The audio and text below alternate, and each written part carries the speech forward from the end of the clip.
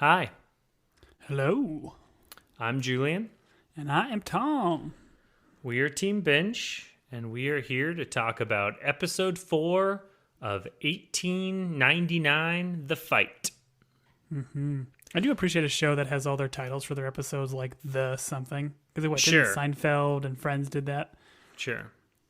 And Friends if you're did. confused, 1899 is not a prequel to Yellowstone, which Taylor Sheridan is slowly releasing a different year for every year before the Duttons took over. But we are here to talk about the very timey-wimey and weird, dark 1899. Love it. Speaking of dark, this show was created by the guys from Dark, which is great. So thank you for joining us. If you haven't watched episode 4, do leave promptly. We will see you on the next one. This one's called The Fight. I think it's called The Fight, Tom, because fight in German means ship. Can you back that up with any facts? No, not at all. I have no idea.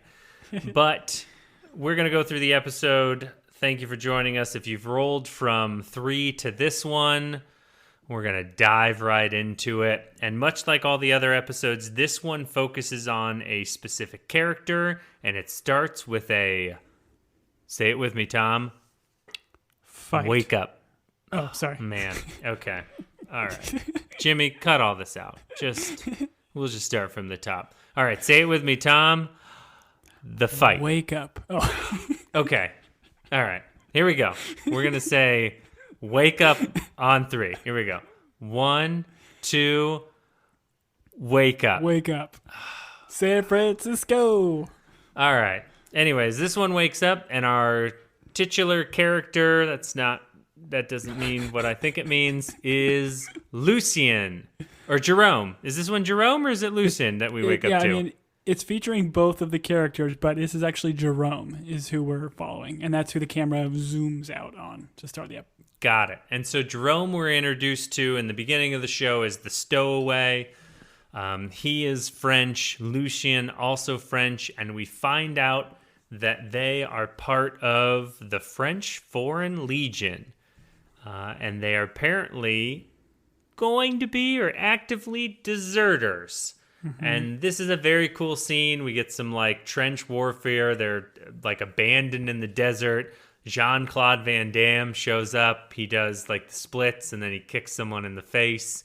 And what ends up happening is Lucien knocks Jerome out because, as we'll find out, Lucien doesn't have any stomach for this fight. He wants to go to safety, and Jerome is like worried about deserting and all these things. So we do find Lucien punches him right in the face and knocks him out. Yes, and like we kind of talked about in the last episode, like what is one of our main characters doing? He's taking the identity of somebody that was killed. We don't know if it was him that killed him, if they just kind of stumbled across this body. He's like Lucien is not on the ship pretending to be this guy like some of the other characters are, which I think is kind of interesting. But again, very similar circumstances as to what brought Lucien and Jerome onto the Prometheus, or not the Prometheus, excuse me, the Cerberus. That's true. This is another good point by you. This is another, I mean, obviously this is an issue, stolen valor, Tom. This is a stolen valor situation. I know every time I go out in my French Foreign Legion uniform, I'm constantly worried about who's going to question me and ask me to do the splits and roundhouse kick someone in the face. That's why I always take my Purple Heart to weddings. Free drinks. The other thing people often do if you wear a French Foreign Legion uniform is they ask you to speak French, and you're outed pretty quickly if you can't say oui oui or Je ne sais quoi. mercy or I don't have any other French words. Bibliothèque. Donde está? All right. Franz goes to the brig or sea jail, as you like to call it. And he's like, you. And Captain Larson's like, me? And he's like, no, not you. But Ramiro's like, me?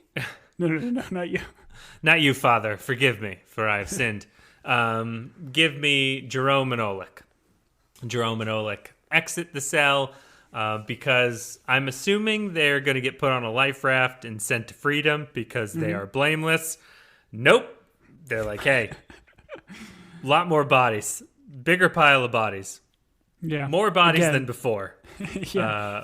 Again, this is Daniel piling them up or bringing... Like, I don't get how this works. Like, I get the idea of if Daniel's the one killing these people, if there was already a pile of, like, 10 bodies as the 11th person, would you walk up to Daniel next to that body? Or is Daniel just lugging these bodies around deck with nobody seeing?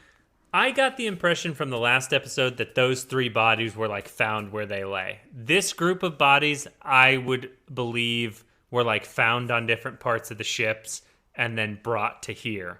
But that would bring into question, none of these guys want to touch these dead bodies because they're apparently afraid of disease. So that's why they get Oleg and Jerome to move them. But... I don't think it's disease. I think they just want to move them because they're all like covering the shuffleboard court on deck. Oh, is that what it is? Yeah, these guys really just want to play shuffleboard. Listen, we've been playing this whole voyage. It's 7-7. We're on the tiebreaker, and they are on our board. Can you? And Jerome and Oleg are like in different languages. They're like, why don't you just use the shuffleboard puck thing, stick thing to just move them out of the way? And they're like, no, we would never get dead body on our shuffleboard sticks because that'll throw off the weight and balance.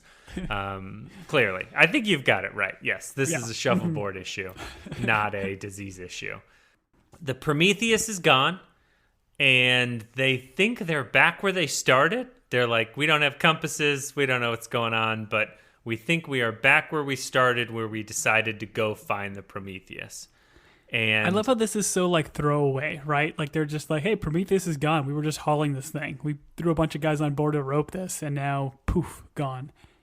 They don't seem to be that freaked out about it. I would be much more freaked. But I guess, I don't know, I guess you could say they are, which is why they go on this hunt for the boy and they do all the things that they're doing because of the craziness of what just happened.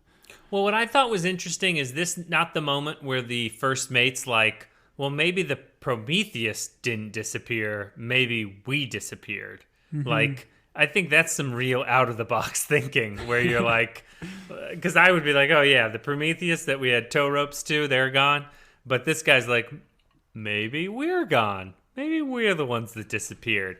And then they're like, hey, were you doing some weird stuff with a weird machine below deck? And the first mate's like, I don't know. But the Danish rebellion of 1899 is forming. The first mate tries to like quell them. And he's like, listen, we were supposed to sink the Prometheus. We got a very detailed message from the company that said, sink ship. Mm-hmm. And this is where Steve Sink Ship is in the middle of sipping his tea again, and he's like, "What? I thought we were past this." And he's like, "Don't worry about it. I'm trying to quell a rebellion." And was he trying to quell it, or was he trying to like throw fuel on the fire? Because like he's the one that told him to sink Prometheus, and didn't he kind of like suggest that the boy was the cause of it, and that they all need to go after this boy? Or am I thinking about that wrong? No, you might be right. He might be rabble-rousing. I just know that, I don't know, he does bring up, he's like, we did bring back that boy, and that's when all this bad stuff started happening. So you're right. Maybe he is trying to throw dispersions on young Daniel. We'll call him young Daniel, even though the show hasn't told us that they're the same person. Yeah. Captain and Ramiro are in sea jail together. Mm-hmm. The captain is yanking on the pipe, and Ramiro's like, I'm going to help you. And he kicks the pipe, and sure enough, no longer attached to the pipe. This is just great metallurgy, plumbing, piping. I don't know. Doesn't seem like real quality pipes, but who am I? I don't know. I'm not certified. Oleg and Jerome are tossing bodies off the side, and with every body they toss off, we get closer to the shuffleboard championship. Lucien and Clemens, just a real strong marriage here. They're getting along well. We finally have Lucien explaining what these little vials were. Did you think these little vials were a drug? Did you think he had some sort of drug addiction? Is that? Yeah, that was what I that's where thought. the show, I thought it was yeah. like opium or something like that, which is why his like hands were jittery and everything else. But no, we find out that he's taken potassium bromide for his seizures, I guess, to help put them at bay. But he mentions very specifically that he's dying and he Sure. doesn't have that much time left, whether it's days, weeks, months, he doesn't necessarily know. So he's just taking these drugs to help quell it. And I think he even mentions like it's affecting his performance in the bedroom, kind of a thing, which I thought was kind of interesting because we obviously had a very kind of gross scene in the first episode about them trying to kind of make love. And I guess this maybe explains a little bit of it. You used the term gross there. I don't understand why you're using the term gross. It seemed like a loving, normal relationship to me. And let's pause, Tom, so that you can read the ad for one of the pills that, never mind. I don't know what any of them are called. It's just not coming to me right now. It's not rising to the top of my brain. Anyways, Lucien sees the medal that Jerome left in his room, this like red ribbon, bronze medal, and he freaks out. He's like, how did this get here? Why are you leaving medals? And she's like, it's a champion lovemaking medal. And he's not buying it. He's like, there's no such thing. Plus, I probably wouldn't win it anyways. Were you there in episode 1? Which was real meta because they know there's episodes, but it is what it is. He's upset about finding the medal. Yes, sir. Yeah. So do you think at this point, like Lucien, because Lucien doesn't know Jerome is on board, is this him like thinking like the ghost of his past is coming for him? Does he think Jerome is on board? Because like where they leave in kind of the flashbacks, you're assuming they're never going to see each other again. So like Jerome is almost kind of haunting Lucien, right? Yes. And I think Lucien, knowing that he stole the, not identity necessarily, but rank in order to get out of that situation he was, and he left Jerome to die, and the last thing he did was give that medal to Jerome so that when he's in prison, he can, I don't know, trade it for cigarettes. I didn't know what that was. Yeah. But yeah, he definitely recognizes the medal, and that's why he freaks out. Mm-hmm. Mara is confronted with Franz, and she's like, listen, you got to let the captain out. He's got some good insights on floor passages. And so they yell at each other. Franz, as you pointed out in the last episode, is probably still bleeding in multiple places because this guy, he's only got time to bleed to make that a quote. He's not going to be the governor of Minnesota anytime soon. Let us know, Barrett, whether or not you think Franz will ever be the governor of Minnesota. Then we have Anker and Tove discussing her carrying the light, which is a child, and I believe Anker's the father. Am I remembering that right? Yeah, so I think he's kind of given, like, you know, like of all the darkness that they're going through right now with their sister passing and everything, there's still light inside you with the kid. And I don't know, somebody with a more religious background, like what's your kind of thought about like the Danish kind of, you know, religious people down there kind of coming to America to start a new life for themselves and the way he's kind of dealing with this situation? Yeah, I think they say in this episode that they are going to the U.S. in order to start a church. So, yeah, certainly pro. I think, yeah, more churches the better. And I mean, I don't think we've met a father or a love interest for Tove, so I can only assume that Joseph was also not a part of conceiving this child, and that this child will grow up to be, I don't know what the Danish equivalent of Jesus is, but probably that. Okay. Yes, it very much has some Jesus Immaculate Conception vibes. I'll say that. But they'll dive into it more, I'm sure. Mara tries to stop. Oh, this is where the Danish folk are going door to door looking for the boy, which Mara tries to stop them. Mother Danish, I don't know that we have her name yet, but I like Mother Danish. what I love about any show is they're like, hey, if we want someone to be like rigid and unflexing and a little bit heartless, let's make them super religious, because that always goes over well. The audience will instantly relate with these judgmental religious people. Anyways, it is what it is. All right.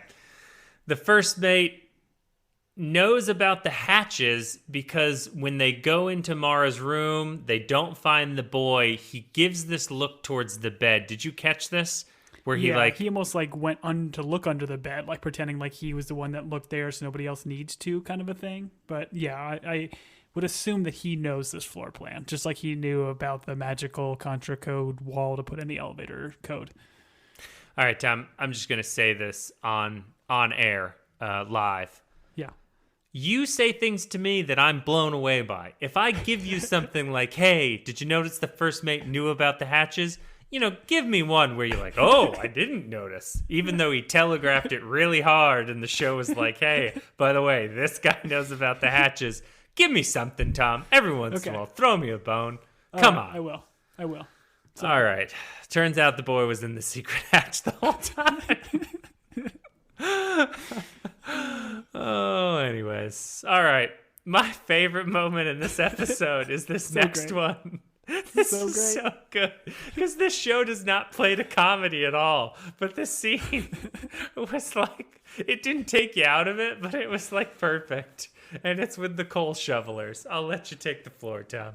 Oh, it's so great. Like, there's no context. The other coal shoveler guy who we've met before, he just walks right down to the other guy just wearing a big old necklace of garlic.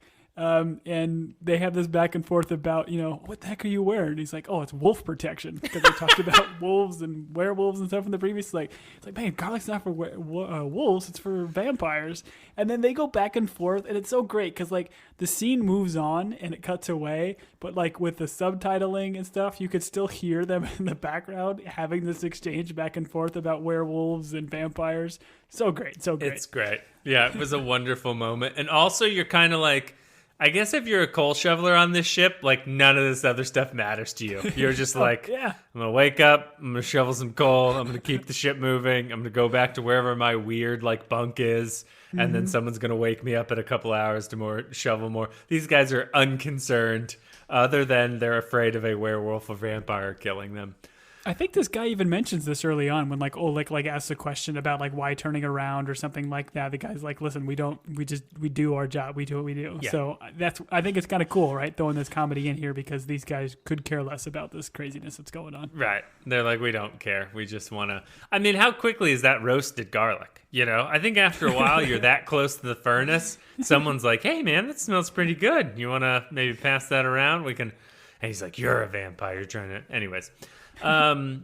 Daniel fires up his weird poppet machine again, which, yeah, I love it. I love steampunk.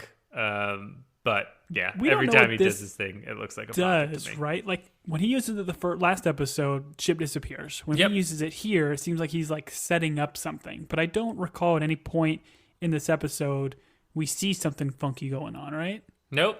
Okay. We have no idea what these machines do other than he did make the ship disappear at one point. Or I guess he made the ship go from one place to another, which you conjecture, don't know if that's the right word, in the last episode, that these three ships need to be in different spots in order to form a triangle, which you can't form a triangle if you're towing the other ship right behind you. It's a real small triangle, and everyone knows that the ship Bermuda Triangle is large. It goes from Fort Worth to Uruguay to maybe Iran. Is it too soon because we beat them in soccer today? Booyah shaka. Anyways. Good job, buddy. I'm so proud of you giving us a U.S. soccer update today. USA. We did great. Other than when our lead dude almost scored that goal and killed himself. Man, that was rough. All right. Oh, yes. Pulisic, he's a great man. American hero. All right, back to the show. You can put a commercial in there.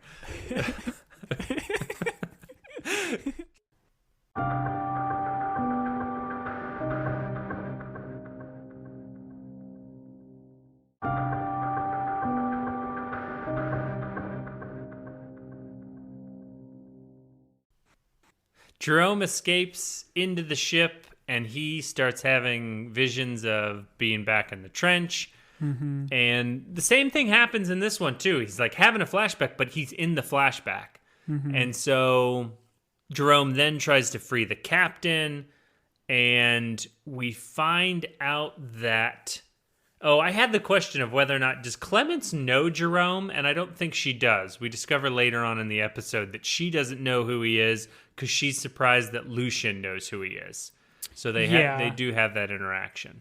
I think Jerome at some point, like, kind of like he mentioned or saw her on deck and kind of said hi to her. And I think that obviously they had, I'll just go ahead and say it, they had a French connection because they both spoke French. And they had some conversation back and forth, and I think he was she enjoyed his company for sure. And then I think later on when he kind of like is escaping and running away, kind of like finds solace in her room.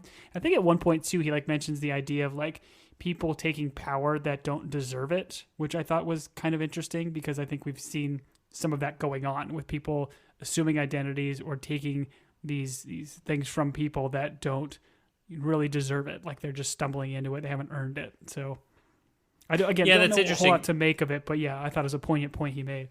Because from a rank standpoint, the guy that Lucian like steals the uniform from is, I think he says lieutenant. I don't have any idea what the French Foreign Legion rank system is, but he takes it to become a lieutenant in order to get back. And he's like, who's going to question a lieutenant? So he's taking, because he's a lower rank than that. And then we see Franz in this episode, like with this mutiny, he's taking power. So yeah, there's definitely a theme there. As the Danes search each room, they come to, I think, Angel's room. They barge in there. Angel and Kressler are making eyes at each other during the room search. And the mother, very politely, and as most Christian women does, or would do, tells Kressler that she wishes he was dead and that Ada was alive. And that was not very nice. Yeah, she's clearly not accepting. I think it's Kressler. I think you've said Kressler a few times, so I think it's Kressler. Sure. Well, Kressler's the German pronunciation, but that's fine. Oh, excuse me. But yeah, like the assumption is here, she clearly knows that Kressler, has kind of like gay tendencies, if you will, and is not like accepting of him. Yep. Every morning she's reading Deuteronomy at him, and it's not helping. I can tell you that. But Kressler, not a great moment, spits in Angel's face. But and this is just overkill for him, right? Like he's performing for his mother kind of deal, right? Well, yeah, he doesn't want to be rejected by his mother, and so he is overcompensating in a way so that she just told him she wished he was dead, which is not what a son wants to hear from their mother. You hear that from your father. Disappointed. You expect it from your father, not from your mother. Yeah, disappointed, not in the will, those types of things. But yeah, that's different. We go from that disappointment to Mara and the boy. And the boy is using his pick-locking beetle, which love to drill down on the beetle situation at some point during this show. I hope they explain it. I thought it was Ringo. Can we just call the beetle Ringo? Ringo the beetle. Well, Ringo is Daniel's beetle. The boy's beetle is probably named, I don't know, what was a member of the Monkees? Probably Louis? Who knows? Oleg is under guard. Franz goes into the sea jail and finds out the captain has escaped through the vent. And he's like, the vents, curses. The captain... People-sized vents. People-sized vents, yeah. Why didn't I think of this? The guy knows every part of this ship. the captain, Ramiro, Jerome, Clements, they all meet. It's I don't know. This is like a Justice League? No. This is what's the one where all the people with superheroes get together? The Revengers. The Revengers, yes. That's exactly right. This is a Revengers moment, and they're all going to go back to the Prometheus so that they can call for help. Mm-hmm. What they don't know is the Prometheus is not behind them anymore. So, Joke's on them. Lucian goes into his little box, finds his little gun, which is a Derringer, I think with 2 bullets in it. And he also has a letter. There's a lot happening right now. We're going back and forth. But we have established that Lucian has a letter signed to him, right? It's got his name on it. Tom, you're the name on the front of envelopes guy. Can you confirm it, please? I just want to hear you say. Yes, it is. Thank you for confirming that. Your Honor, the witness has confirmed that the name Lucian is on the letter. Mara and the boy find the captain is his merry band of Revengers, as Tom said earlier. Crester and Franz and the gang show up. They want the boy. This is a Hispanic standoff, I believe is the term, where one side is all pointing guns and the other side is just looking confused because they don't have guns. So maybe that's the wrong term. Yeah, I don't think that's right. Real one-sided, but Jerome gets shot. Doesn't look good for him here. Although the one thing I don't appreciate about shows is we're like, oh, that guy's clearly dead. And then later on, it's just like a bullet graze. I don't. It's a flesh wound. Oh, it's a flesh. It's through and through. Went through and through. I'd love a show where they're like, oh, yeah, the bullet went all the way through. And they're like, oh, it did? He's going to be fine. No, it went right through his heart. But it went straight through, one side to the other. So, he probably it was a flesh quickly. wound, but it was also an organ wound. It also went through both lungs. So, he died hours ago. I don't. Yep. We have a flashback to Lucian abandoning him in the trenches. And then we quickly cut to Jerome, who is not taking any guff. Mm-hmm. He gets up, goes and lets the Revengers free. And he's like, listen, it's time to rumble. And so it's time to the fight. It's time to the fight. Yes, it's very good. And so I'm assuming there's rules, but I'm assuming this is going to come down to a dance fight where they're all going to snap their fingers and walk down the hall and then one at a time do some sort of lyrical battle. I don't know. That would have been dope. Mother Danish is rallying everyone in order to start executing people, specifically the boy. She's like, listen, we need to kill this boy. We need to kill him now. And the two parties meet on the deck, and there's a fight. And the one thing I wanted to mention, Tom, thing, and this is not a criticism of this show, there are a lot of guns. Not one person fires a shot during this whole fight. There's a lot of wrestling over guns, but there's not a single person that's just like, oh, I can just pull the trigger and probably, put someone down. None of that. A lot of I don't know. A lot of B-movie background fighter wrestling over muskets. Anyway. But I was going to say, these guns are like muskets, right? So you only got one shot. It would have been nice had you hear maybe a couple shots, but I don't know. How many do you get with these rifles? 1899. No, 1899. We're not talking muskets at this point. So they've got, they've got the ability to. A couple we're rounds not that far from World War I. So we've got some bolt action. We've got some stuff going on where they're able to shoot. Anyways, that's a different podcast. Pre-World War I firearms brought to you by Team Binge. But like you mentioned, right? So Mother Danish eventually, which every time you say Mother Danish, it just sounds delicious. Oh, doesn't it? Yeah. I'd like a coffee and a Mother Danish, please. But she eventually takes the boy and hawks him overboard as Mara, I think, runs after her to try to save him. But it's so interesting, right? Because this boy is just taking it. He's not fighting back. He's doesn't squirm at all. Accepting his fate, if you will. He's like, I'd love to go for a swim, Mother Danish, please. Send me forth. He's like, ooh, a fish. Yep, I'm with you. Fish. Just Tom, no. Nope, you don't get any points. These are Danish. It's not the same thing. You can't do it. Oh, you're going to get canceled for a Swedish fish joke. Oh, that was great.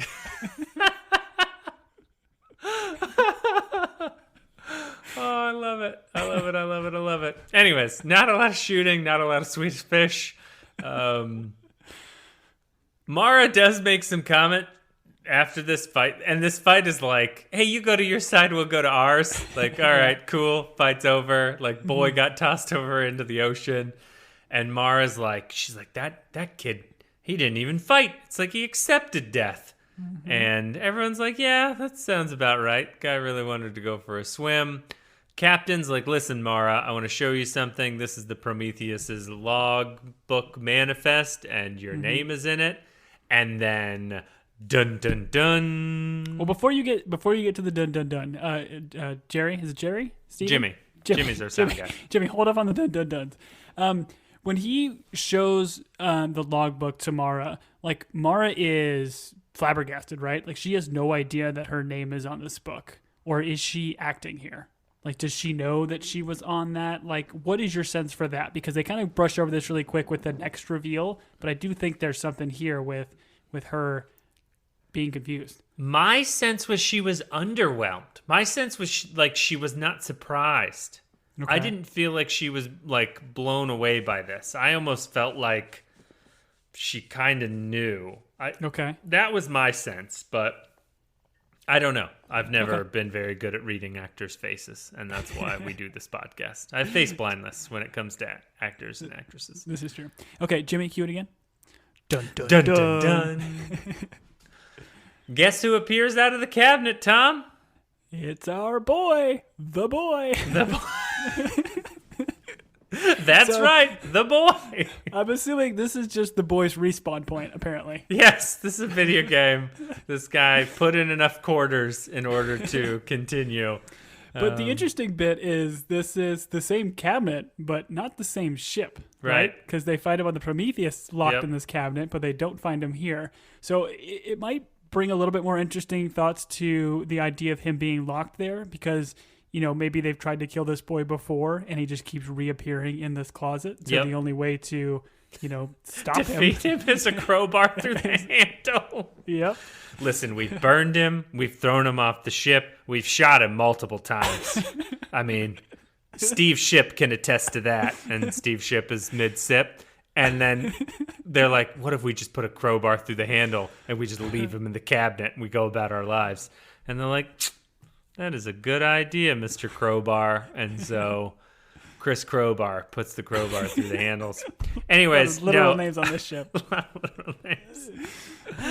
Captain Boatman. No, I'm with you. This honestly, and it's a great needle drop right here because we get Fear the Reaper playing, and I don't know. You use the term bonkers, bonkers, Tom, bonkers. But I don't think we mentioned it, but he does, right? He not only gets out of the cabinet, but he goes and like hugs Mara.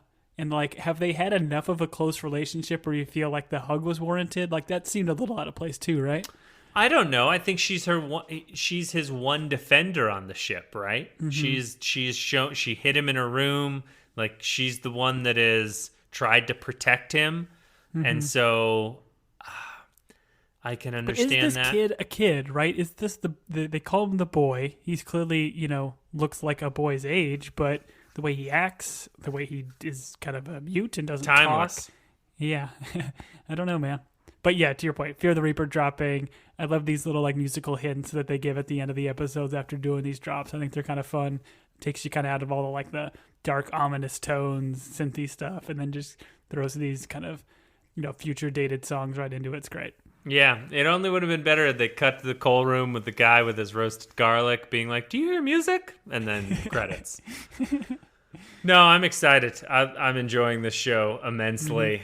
Mm-hmm. I hope they land the plane. I believe in them. I trust in them.